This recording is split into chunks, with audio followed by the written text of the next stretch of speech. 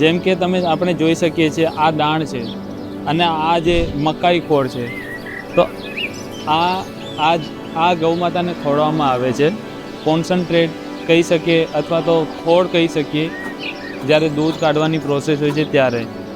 આનો plus point એ છે કે આની અંદર આપણે મગ, મઠ અને ઘણા એવા કઠોળથી આ બનેલું હોય છે. અને બીજી બાજુ મકાઈ ખોળ, તો આ ખોળ ખવડાવવાથી જે કેમિકલ ફ્રી ખોળ છે અને એને ઓર્ગેનિક છે. પ્લસ જ્યારે આપણે મકાઈ ખોળ ખવડાવીએ છીએ તો ગાયનું જે દૂધ હોય છે એ ઘટાદાર બી બને છે, ખાવામાં બી એનો સ્વાદ આવે છે.